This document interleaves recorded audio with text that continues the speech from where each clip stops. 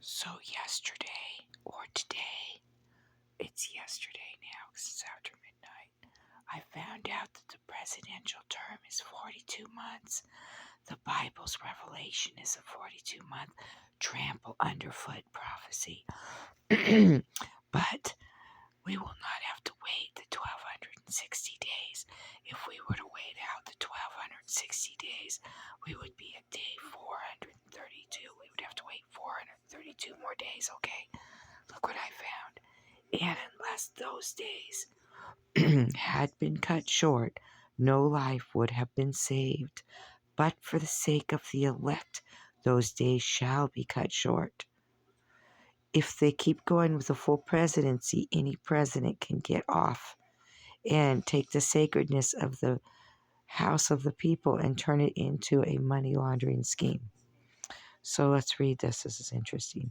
In our journey through the Olivet Disclosure, the passage at hand has a number of interesting issues with which I will deal. They include the cutting short of days.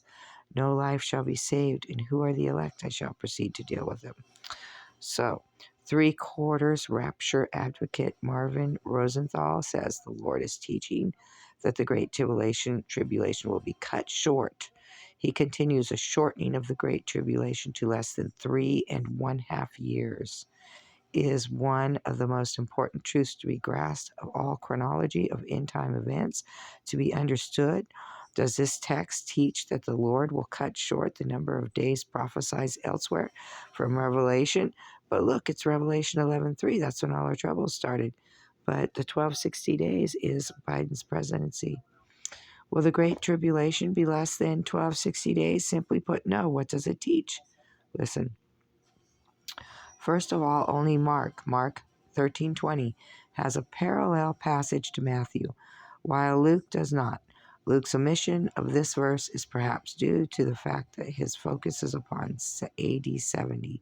Thus, the statement relating to the future tribulation would not be appropriate. Mark tells us specially that it is the Lord who has cut short those days. Otherwise, there is no significant passage.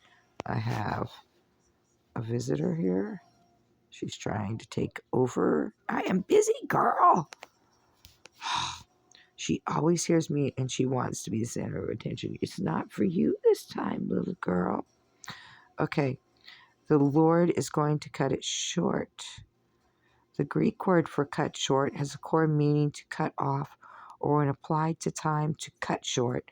Dr. Randolph Yeager notes that the verb used both in Matthew and Mark means lopped off, mutilated, to shorten, always in the New Testament in a chronological sense, Matthew 24:22 and Mark 13:20.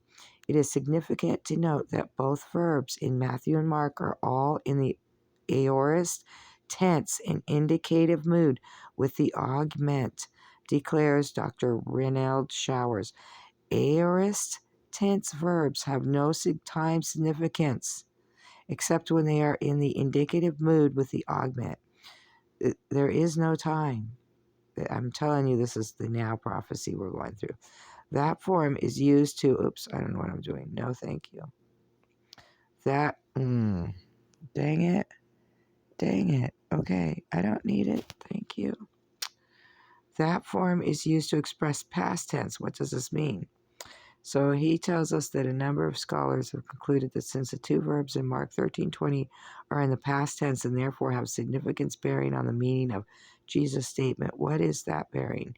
It is that the aorist tenses are prophetic past. God has already decided about the future. As one scholar explains, another one says,